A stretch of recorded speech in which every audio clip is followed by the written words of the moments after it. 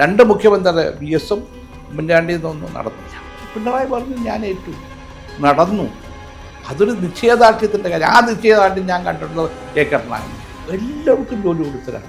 അങ്ങനെ ലീഡർക്കൊരു കാഴ്ചപ്പാട് ഈ കാര്യത്തിൽ, സമാനമായ ഒരു കാഴ്ചപ്പാട് ഞാൻ പിണറായി വിജയനെ കണ്ടു. ഈ എ.കെ. ആന്റണി മുഖ്യമന്ത്രി സ്ഥാനം രാജിവെക്കുന്നതിനെ പറ്റി അങ്ങനെ അധ്യായത്തിൽ പ്രതിപാദിച്ചു. അത് പല സമ്മർദ്ദങ്ങൾ വന്നു. ലോക്സഭയിലേറ്റ വലിയ പരാജയപ്പെട്ടു. അന്ന് ആ ലീഡർ ഉടഞ്ഞു നിൽക്കുന്ന ഒരു കാലഘട്ടം, 2019. അതെ, ലീഡർ ഉടക്കി നിൽക്കുന്ന ഒരു കാലം. എ.കെ. ആന്റണിയുടെ രാജിയിൽ ഉമ്മൻചാണ്ടിയുടെ പങ്കുണ്ട്.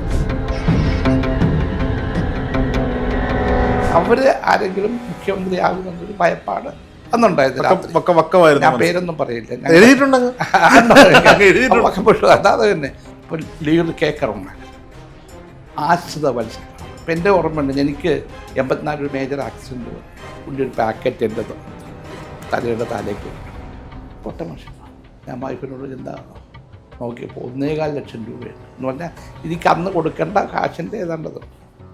ഞാൻ ഇന്നത് കൊണ്ട് അങ്ങ് കൊടുത്ത് അവിടെ ചെന്നപ്പോൾ ആദ്യം പേ ചെയ്തിട്ടുണ്ട്. എന്നെ 2022 സ്പെഷ്യൽ റെപ്രസെൻറ്റേറ്റീവ് ആകാനുള്ള ഒരു പ്രപ്പോസൽ MA ബേബിയും യെച്ചൂരിയും കുടിയേരിയും കൂടി പറയുന്നത്.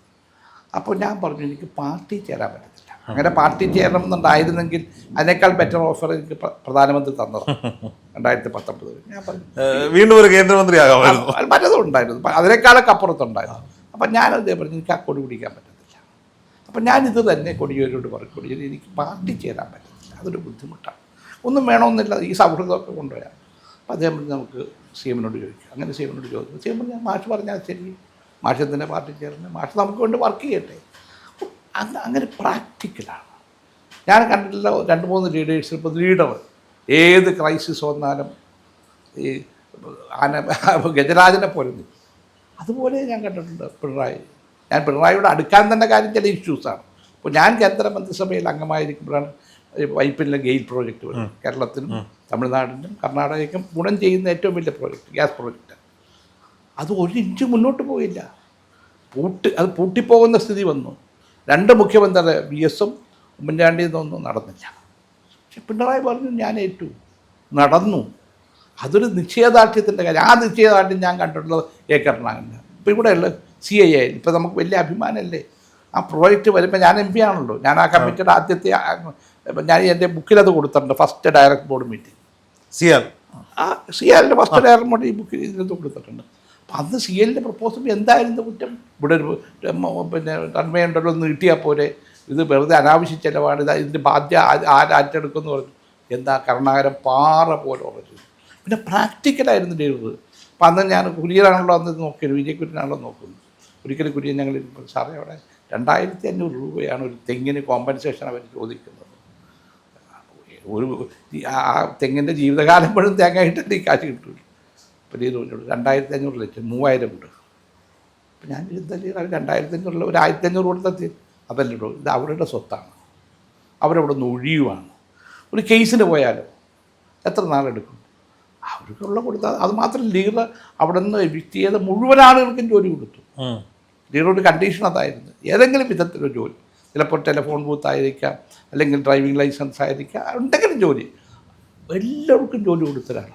അങ്ങനെ ലീഡർക്കൊരു കാഴ്ചപ്പാട് ഈ കാര്യത്തിലാണ്. സമാനമായ ഒരു കാഴ്ചപ്പാട് ഞാൻ പിണറായി വിജയനെ കണ്ടു. ഞാൻ പോലീസ് പറയുകയല്ല. ഇപ്പോൾ ദേശീയപാത, ഞാൻ കേന്ദ്ര പാർലമെൻറ്റിൽ മന്ത്രിസഭയിൽ ഇരിക്കുമ്പോഴാണ് ഇവിടുന്ന് VS അച്യുതാനന്ദനും ഉമ്മൻചാണ്ടിക്ക് കൂടി എല്ലാ രാഷ്ട്രീയ പാർട്ടിയുടെ പ്രതിനിധികൾ ഡൽഹി വന്ന് പ്രൈം മിനിസ്റ്റർ കാണുന്നു. ഇപ്പോൾ കേന്ദ്ര മന്ത്രിസഭയിൽ അംഗമെന്നവരും കേരളത്തിൽ നിന്നുള്ള ആളെന്ന് എന്നെ കൂടി വിളിച്ചു, ഒരു മെമ്മോറാണ്ടം കൊടുത്തു. ഞാൻ ഈ മൻമോഹൻ സിംഗ് ചിരിക്കണം കണ്ടിട്ടില്ല, വളരെ റെയറസ്റ്റ് എന്താ റെയറാണ്. ഇദ്ദേഹം ഇത് വായിച്ചിട്ട് എഴുന്നേറ്റ് പൊട്ടിച്ചിരി. എന്താ കേരളത്തിലെ ദേശീയപാതയ്ക്ക് 30 മീറ്റർ മതി. ഇന്നെന്താ സ്ഥിതി? ഇന്നപ്പോൾ യാത്ര ചെയ്യുമ്പോൾ കാണാൻ പറ്റുള്ളൂ. വരുന്ന ഡിസംബർ മാസത്തെത്തുമ്പോൾ കേരളത്തിൽ അത്ഭുതാവഹമായ ഒരു വ്യത്യാസം വരുവാണ്. പക്ഷേ ഇതിനൊക്കെ തടസ്സം നിന്നത് CPM ആയിരുന്നു പലയിടങ്ങളിൽ. അത് സ്വാഭാവികം. ഇപ്പോൾ CIAലിന് തടസ്സം, ഇവിടെ പല കാര്യങ്ങളും അത് CPM-ൻ്റെ കാലാകാലങ്ങളിലുള്ള മാറ്റങ്ങളുണ്ടായിരുന്നു. GCDയിൽ പിന്നെ ഏഷ്യൻ ഡെവലപ്മെൻറ്റ് ബാങ്കിൻ്റെ ആളുകൾ വന്നപ്പോൾ ചീമുട്ടെറിഞ്ഞു, കമ്പ്യൂട്ടറിനെ എതിർത്തില്ലേ. അതുപോലെ കാലഘട്ടം ഈ എതിർത്തവരുടെ നേതാവ് മുഖ്യമന്ത്രിയാകുമ്പോൾ എതിർപ്പില്ലാതാകുന്നു. എന്ന രീതിയിലല്ല, കാഴ്ചപ്പാടുകൾ മാറില്ല, അനുഭവങ്ങൾ മാറില്ലേ. ഇന്നുള്ള അനുഭവമാണ് എനിക്ക് ഇന്ന് കാണുന്ന അനുഭവമായിരിക്കും. പക്ഷെ അങ്ങനെയാണെങ്കിൽ ആ നിലപാട് കെ കരുണാകരനായിരുന്നെങ്കിൽ കേരളയിൽ നടപ്പിലാക്കി എന്നെ പിണറായി വിജയന് പരാജയപ്പെടേണ്ടി വന്നില്ലേ? കേരളയിൽ ആരുടെയും കുഴപ്പം കൊണ്ടല്ല. കേരളയിൽ കൺസെപ്റ്റ് എന്താ? ഒരു ഹൈ സ്പീഡ് റെയിൽവേ സിസ്റ്റം. കേരളയിൽ കേരള ഗവൺമെൻറ്റിൻ്റെ റെയിൽവേയുടെ ഒരു സംയുക്ത പ്രോജക്റ്റാണ്. അതിൻ്റെ ചെയർമാൻ മാത്രമാണ് MD റെയിൽവേ ബോർഡിൻ്റെ. അവരുണ്ടായ ഒരു ടെക്നിക്കൽ പ്രപ്പോസലായി. അവിടെയാണ് മഞ്ഞക്കല്ലൊക്കെ വന്നത്. അത് തുടങ്ങിയപ്പോൾ തന്നെ എതിർപ്പ് വന്നു. കേരളമല്ലേ ഇപ്പോൾ വിഴിഞ്ഞം വന്നിട്ട് എതിർപ്പുണ്ടായില്ലേ? കാര്യം ഉമ്മൻചാണ്ടി മുൻകൈ എടുത്തതാണെങ്കിലും അതുമായിട്ട് ബന്ധപ്പെട്ട് നിന്ന ആളാണ്. പിന്നീട് അത് യാഥാർത്ഥ്യമാക്കിയതിന് പിണറായി വിജയൻ്റെ ഒരു ശക്തിയുണ്ട്, നിശ്ചയദാർഢ്യമുണ്ട്. പക്ഷേ ഈ 10 അതുപോലെ തന്നെ ഇത് തന്നെ ഇപ്പോഴും നമ്മൾ മാറിയിട്ടില്ലല്ലോ. ഹൈസ്പീഡ് റെയിൽവേ സിസ്റ്റത്തിൽ നമ്മളിപ്പോഴും നിൽക്കുന്നു. ഏതെങ്കിലും ഒരു സന്ദർഭത്തിൽ വരുമെന്ന് ഞാൻ വിശ്വസിക്കാം. കാരണം ഒരു കാര്യം കൂടി ഉണ്ട്. ഇപ്പം വന്ദേ ഭാരത് വന്നു. എന്തായിരുന്നു നമ്മുടെ ആദ്യത്തെ റിയാക്ഷൻ? അതിൻ്റെ അകത്ത് കയറാൻ ആരും ഉണ്ടാകും. ഇത്രയും വലിയ ഇപ്പം ടിക്കറ്റ് കിട്ടാനില്ല. അപ്പോൾ ആ ജനങ്ങളത് സ്വീകരിക്കും, ബോധ്യപ്പെടും. ഇപ്പം കൊച്ചിൻ മെട്രോ ഒന്ന് ആലോചിച്ചു. മെട്രോയുടെ ആദ്യം മുതൽ കൺസെപ്റ്റ് നിൽക്കുന്നയാളാണ് ഞാൻ. അത് 3 in 1 ആണ് Cochin metro. Water metro, road metro, rail metro. ഈ മെട്രോ പ്രോജക്റ്റ് ഇപ്പോൾ എന്തായിരുന്നു അന്ന് ഈ പറഞ്ഞ CPM ഉൾപ്പെടെ പലരും ഉണ്ട്. ഈ ബാധ്യത ആര് വഹിക്കും? ഇത് നഷ്ടത്തിൽ, ലോകത്തിൽ മുഴുവൻ മെട്രോ പ്രോജക്റ്റ് നഷ്ടത്തിലല്ലേ തുടങ്ങിയത് ഉമ്മൻചാണ്ടി. പക്ഷെ പാലാരിട്ട് വന്ന് നമ്മൾ നിന്നു. പിന്നെ മുന്നോട്ട് പോകാൻ കഴിഞ്ഞിട്ട് അപ്പോഴാണ് പിണറായി വരുന്നത്. അത് മുന്നോട്ട് പോയി തൃപ്പൂണിത്തറ എത്തി, കാക്കനാടെത്തി, പങ്കമാലിക്ക് പോവാം. മാത്രമല്ല ബ്രേക്ക് ഈവനായി. ചെറിയ കാര്യമാണോ? അപ്പോൾ അതുപോലെ 3 in 1 വാട്ടർ മെട്രോ, ഏറ്റവും അത്ഭുതാവഹമായ വാട്ടർ മെട്രോ ഇന്ത്യയിലുള്ളത് കൊച്ചിയിലെയാണ്. അത് വിജയപ്രദം. മറ്റു രാജ്യങ്ങളത് അനുകരിക്കാം. സീ പ്ലെയിൻ ഗേറ്റ് കേസ് 2 സർക്കാരുകളും പരാജയപ്പെട്ടു. ഉമ്മൻചാണ്ടി സർക്കാരും പരാജയപ്പെട്ടു, പിണറായി സർക്കാരും. അത് ആ രീതിയിലുള്ള അമർഷമുണ്ട്. അത് നമ്മുടെ ഒരു സ്വഭാവമാണ്. ഇപ്പോൾ നമ്മുടെ മത്സ്യത്തൊഴിലാളികൾ, എൻ്റെയൊക്കെ ചെറുപ്പകാലത്ത് വള്ളം പഴഞ്ഞാൽ പോകുന്നത്. പിന്നെയാണല്ലോ ഇൻബോർഡ് എഞ്ചിൻ വന്നത്. ഇൻബോർഡ് എഞ്ചിൻ പിന്നെ കൊല്ലത്ത് കൊണ്ടുവന്ന എൻ്റെ ഒരു ബന്ധുവാണ്, ജോർജ് മേജോൻ കമ്പനി. താഴെ വെക്കാൻ സംബന്ധിച്ച് അവർ ഇതിന് ശബ്ദം കേട്ട് മീൻ പോയി കളയും, ഓയിൽ വീണ് നഷ്ടപ്പെടും. ഇപ്പം എല്ലാവരും അതൊക്കെ കഴിഞ്ഞ് ബോട്ടിലേക്ക് പോയി, ചെറിയ വെള്ളത്തിൽ വരെ എഞ്ചിനായി. അപ്പം അതൊരു മലയാളികളെ സംബന്ധിച്ച്. അതുകൊണ്ട് ഞാൻ മെട്രോ വന്നു. മെട്രോയുടെ ഒരു സ്റ്റേജ് എന്തായിരുന്നു? ഇപ്പോൾ അലരട്ടത്ത് വന്നു. പിന്നെ അത് MG റോഡ് വഴി പോകണോ, മേലക വഴി വേണോ, വെള്ളത്തിൽ കൂടി പോകണോ തർക്കമായി. VS തന്നെ എത്രയോ രാത്രികൾ അതിന് വേണ്ടി ഇരുന്നിട്ടുണ്ട്, കച്ചവടക്കാരുടെ കൂടെ മറ്റുള്ളവരുടെ. ഒന്നും നടന്നില്ല. പക്ഷേ പിണറായി വിജയൻ വന്നു, തീരുമാനമെടുത്തു, MG റോഡിൽ കൂടി പോകും. അന്ന് കച്ചവടക്കാർ ബഹളം ഉണ്ടാക്കി. പക്ഷെ ഇപ്പോൾ സക്സസ്ഫുൾ ആയില്ലേ. അപ്പം എതിർപ്പുണ്ടാകും, പക്ഷെ നമുക്കൊരു വിഷൻ ഉണ്ടാകണം. ആ വിഷൻ അനുസരിച്ച് മുന്നോട്ട് പോകും. ഓക്കെ. ഈ AK ആൻ്റണി മുഖ്യമന്ത്രി സ്ഥാനം രാജിവെക്കുന്നതിനെ പറ്റി അങ്ങനെ അധ്യായത്തിൽ പ്രതിപാദിച്ചു പോകും.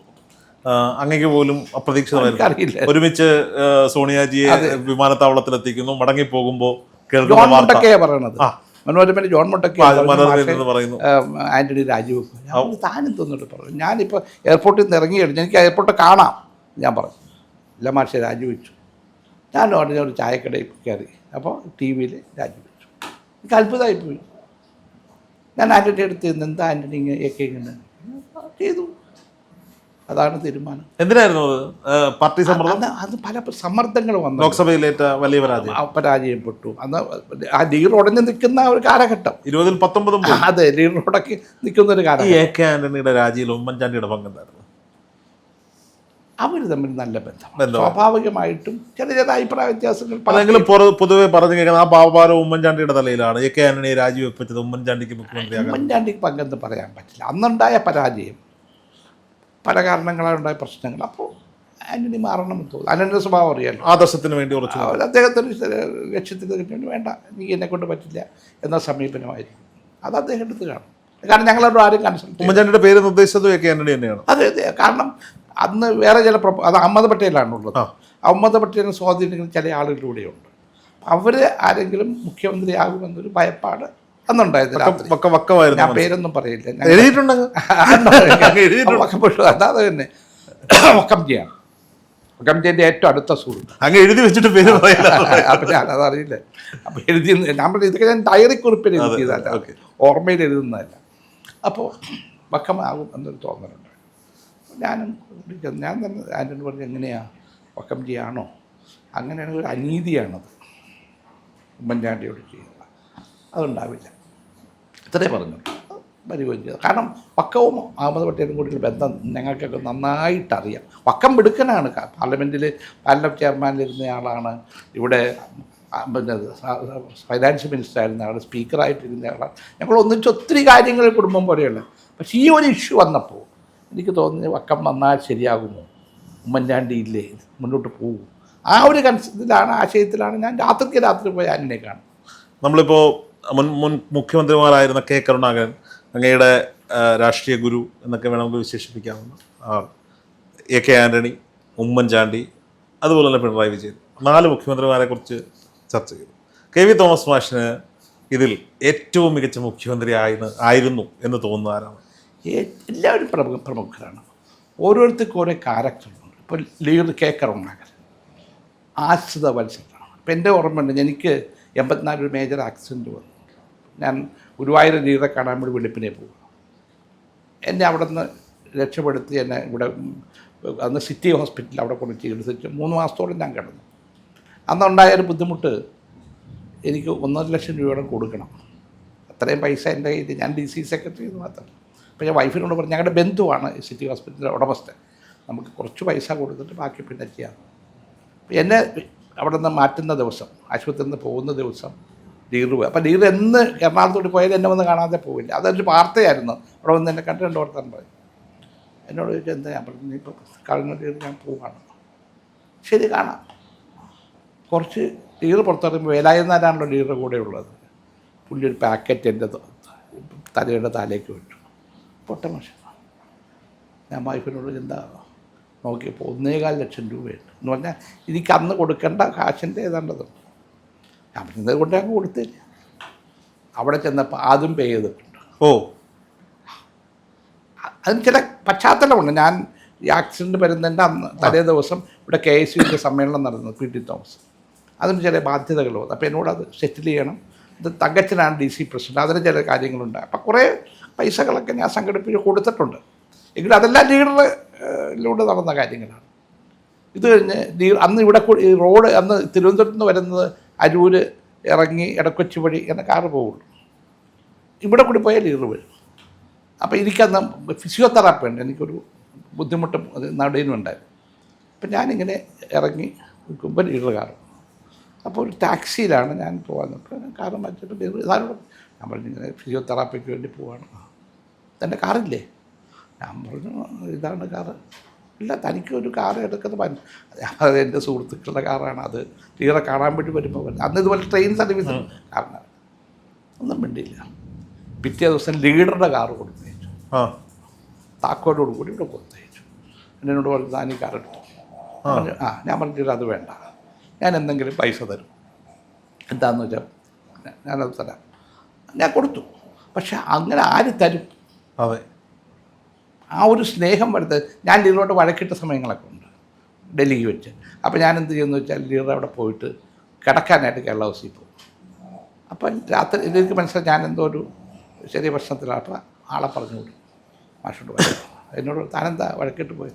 ഞാൻ പറഞ്ഞു ലീഡർ ഇങ്ങനെയൊക്കെ പറഞ്ഞാൽ എനിക്ക് പല സംഭവങ്ങളുണ്ടായിട്ടുണ്ട് വഴക്കിടാനായിട്ട്. ലീഡർ കർക്കശമായിട്ട് നമ്മളോട് പറയും. ഒരിക്കലും ഇവിടെ ഒരു വലിയ സമരം നടന്നു. അന്ന് മുരളിയാണത് ഉദ്ഘാടനം ചെയ്യേണ്ടത്, KPC പ്രസിഡന്റ്. അപ്പോൾ രാവിലെ 8 മണിക്ക് തുടങ്ങി വലിയ ആൾക്കൂട്ടം കളക്ടറേറ്റിൻ്റെ അവിടെ. പക്ഷെ 2 മണിയായിട്ടും മുരളിയെ കാണാനില്ല. അപ്പോഴാണ് AC ജോസ് വരുന്നത്. ഞാൻ AC ജോസിനെ കൊണ്ട് ഉദ്ഘാടനം ചെയ്യിക്കുകയും മുരളി വരും. പിന്നെ മുരളിയെ കൊണ്ട് പ്രസംഗിപ്പിച്ചു. പക്ഷെ ഉദ്ഘാടനം കഴിഞ്ഞു. അപ്പം ഞാൻ വലിയ ഗംഭീരമായിട്ട് വലിയ സമരം നടത്തി പോയത് ഇവിടെ പത്മജനെ വീട്ടിൽ ചെല്ലുക. ഞാനറിയാം ഇതാ ഇയാളാരാ, ഇയാളാരും വിളിച്ചു. അപ്പം ഞാൻ പറഞ്ഞില്ല, തനിക്ക് AC ജോസൊക്കെ മതിയല്ലേ? ലീഡർ അവിടെ ഇരിക്കുക, തനിക്ക് AC ജോസിനെയൊക്കെ അല്ലേ ഇപ്പോൾ? ഞാൻ പറഞ്ഞു ഞാൻ എനിക്കൊന്നും കേൾക്കണ്ട, ശരിയാവില്ല.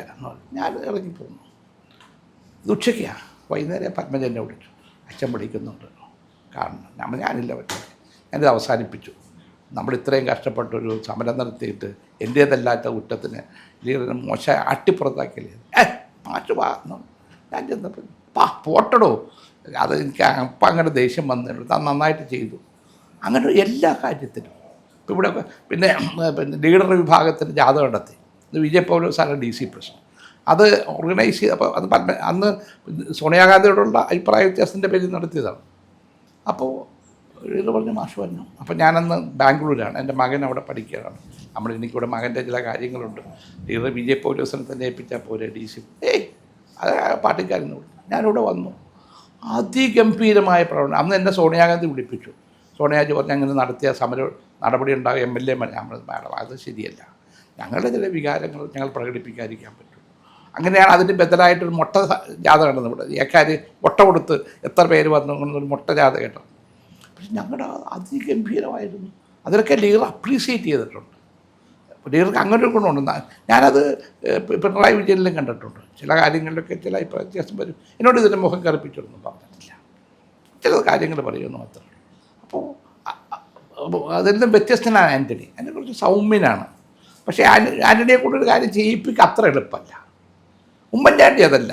പക്ഷെ ഉമ്മൻചാണ്ടിയുടെ കുഴപ്പം, ഉമ്മൻചാണ്ടിയുടെ നമുക്ക് ഒരു സൗകര്യപൂർവ്വം ഒന്നും പറയാൻ പറ്റില്ല. ഞാൻ ഏറ്റവും ഓർക്കുന്നൊരു സംഭവം ഞാൻ എഴുതിയിട്ടുണ്ട്.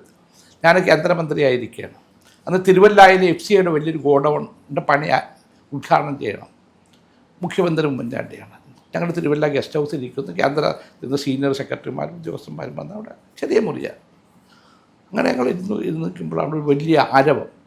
അത് എന്നോട് ചോദിച്ചത് ഹൂ ഈസ് കമ്മിങ്? അവർ ചോദിച്ചു. ഞാൻ പറഞ്ഞു അവർ ചീഫ് മിനിസ്റ്റർ ഉമ്മൻചാണ്ടി. ഉമ്മൻചാണ്ടി ഇങ്ങോട്ട് വരുന്നു, എല്ലാവരും കെട്ടിപ്പിടിക്കുന്നു. കുറച്ച് കഴിഞ്ഞ് ഉമ്മൻചാണ്ടി ടോയ്ലറ്റിലേക്ക് പോയി. കുറേ ജനക്കൂട്ടം ടോയ്ലറ്റിലേക്ക് കയറി. അവർ പറഞ്ഞു CM is going to the toilet. What these people are doing? അപ്പോൾ അവർ ഡൽഹി കണ്ടിരിക്കുന്നത് AK-47 പിടിച്ച് നിൽക്കുന്ന ചുറ്റും നിൽക്കുന്ന മുഖ്യമന്ത്രിമാരാണ്. അപ്പോൾ ഞാൻ this is our chief minister. ഉമ്മൻചാണ്ടിക്ക് അത്രയേ ഉള്ളൂ എന്ന് ഞാൻ പറഞ്ഞു. അപ്പം ഇങ്ങനെയുള്ള ഒരു വ്യത്യസ്തമായ മുഖങ്ങളുള്ള, വ്യത്യസ്തമായ കഴിവുകളുള്ള, രഹസ്യങ്ങൾ പറയാൻ പറ്റത്തില്ലായിരുന്നു ഉമ്മൻചാണ്ടി സാറിനോട്. രഹസ്യം പറയും. കാരണം ഈ ചെവി നമ്മൾ പറയുമ്പോൾ ആ ചെവി ഫോൺ വരും. ഒരു 10 ഫോണുണ്ടാവും. ഒരു കാര്യവും നമുക്ക് മാറി എന്ന് പറഞ്ഞ് പറ്റിക്കാൻ പറ്റും. കൂടെ നടന്ന് പറയാം എന്ന് മാത്രമേ ഉള്ളൂ.